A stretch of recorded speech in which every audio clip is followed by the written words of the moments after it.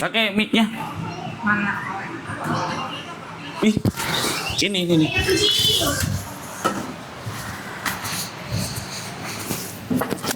Gue di sana aku bisa nggak? Tadi udah di setting ininya, aduh.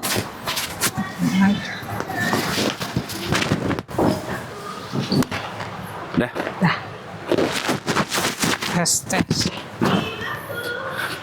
Dibalik. Oh dibalik. Ini gini ya.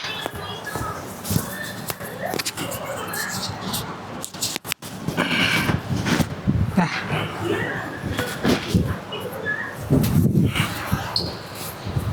Oke, Bu Yuli gimana nih jadi seller bertubi-tubi ya?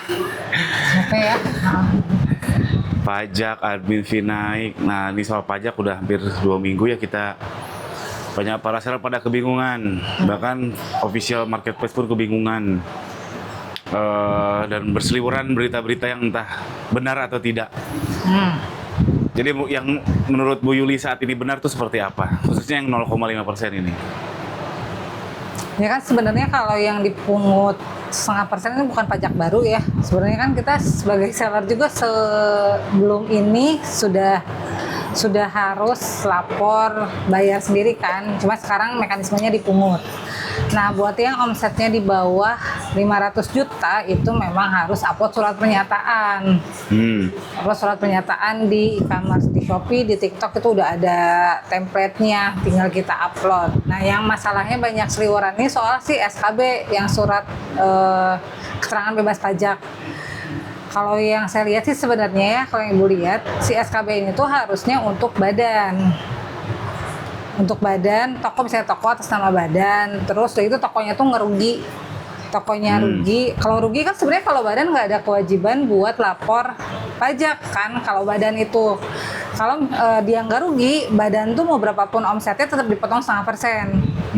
Tapi karena misalnya ini dia merugi, jadi dia ngajuin nih surat keterangan bebas pajak ke Cortex, dan itu pun di Cortex pun nggak simple loh cara ngajuinnya. Masuk dulu ke Cortex, terus kita harus masukin bukti kalau misalnya sih rugi fiskal dan lain-lain, yang dimana kalau seller yang omsetnya di bawah 500 juta yang mana mungkin paham kan bikin surat kayak gitu.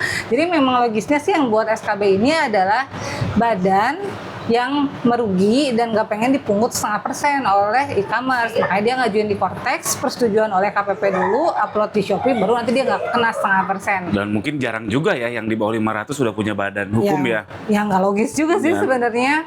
Omset 500 juta tuh pasti kan masih perorangan, dan sebenarnya sistemnya udah dibuat simpel oleh si peraturan dan juga si e-commerce. Butuh upload surat pernyataan, bermaterai, tinggal upload aja sebenarnya sih gitu harusnya. Yang jadi bingung itu kan sebenarnya Shopee, TikTok tahu omset kita. Kenapa kita harus submit lagi surat? Kenapa? Karena kan itu bukan dari satu platform. Batasan 500 juta itu semua platform. Sekarang kan saya 4 nih yang ditunjuk nih ya. Shopee, Blibli, Tokopedia, sama Lazada nih.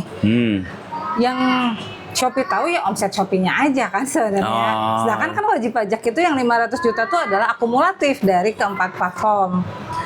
Bahkan kalau di peraturannya ditambah offline.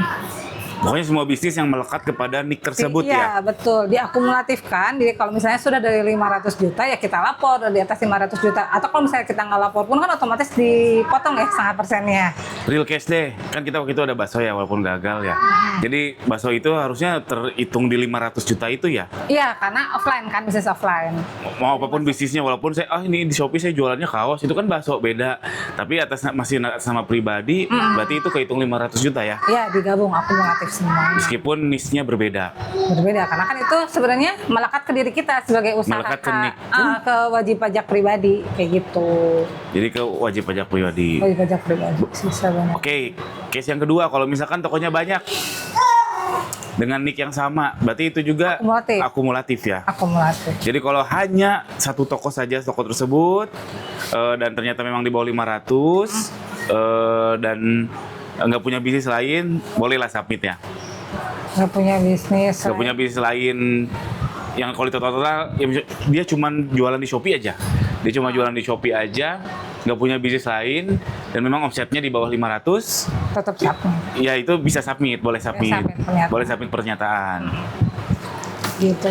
Sama sebenarnya yang bingung tuh kayak gini. Banyak yang misalnya omsetnya sekarang belum 500 juta. Tuh Submit kan? mikrofonnya ketutup, Bun. Belum 500 juta submit pernyataan. Terus udah kayak gitu, ternyata di bulan September, Oktober omsetnya naik nih lebih dari 500 juta. Itu kayak gimana? Harus submit lagi. Tetap submit surat pernyataan tapi yang isinya omsetnya melebihi 500 juta. Nah, cuma gimana ya, belum tahu kalau apakah si sistem bisa seadaptif itu gitu. Ngerti nggak sih? Iya, Itu iya. kan kalau misalnya sebelum kita submit nih, kita pilihkan ya yang kalau di Shopee kan pilih omsetnya hingga dengan 500 juta. Kalau kita submit berarti kan nggak dipotong nih. Si 0,5% per transaksi itu nggak dipotong. Tapi kalau misalnya kita submit nih yang melebihi 500 juta, itu tuh harus maksimal misalnya di bulan itu. Misal September nih omsetnya udah 550 juta. Berarti di tanggal 30 September itu kita harus submit surat pernyataan maksimal omset tuh di atas Cukup. 50 Wah, panjang juta. lebar. Memang if else-nya banyak ya. Jadi Banyak, banyak banget, pusing banget untuk memperjuangkan 0,5%. Jawab singkat. Kalau omsetnya di antara 500 sama 4,8, nggak harus ngapa-ngapain kan? Nggak usah, nanti Diem aja kan? Diem aja, dipotong otomatis sama aja kan? Udah pasrah aja. Oke. Lengkapnya nanti kita akan bahas di webinar ya. Untuk member sindikat dropship sama bootcamp insya Allah free, kita internal aja, nanti ada yang umumnya juga, makanya jangan lupa subscribe atau join grup dulu aja, nanti infonya di grup. Webinar yang lengkap termasuk teknis-teknisnya, karena begitu berseliweran sangat ada yang udah panik Bu Yuli. Ada yang udah panik baru juga keluar 1 hari langsung wah, belum lagi soal KTP beda rekening dan lain sebagainya. Itu juga jadi pertanyaan banget, apakah pajak ini melekatnya ke rekening atau ke NIK yang terdaftar? Karena banyak seller, saya pun seperti itu, kita berdua seperti itu ya. NIK-nya NIK orang lain, rekeningnya rekening kita. Itu nanti akan dibahas lebih lengkap di webinar. Untuk member bootcamp sama sindikat dropship, soalnya nanti kita akan webinar internal ya. Kita akan rakor bahas ini, kita panjang lebar bersama karyawan terbaik saya ini, istri saya. Buat yang umum nanti insya Allah ada webinar yang mudah-mudahan ya segera. Jangan lupa subscribe, nanti join aja grupnya. Oke, dadah. Diva udah. Yuk di sini foto bareng-bareng sekali aja, udah yuk. Yuk semuanya foto. Ayo. Ayo Diva udah, matikan TV-nya. Udah mau pulang kita.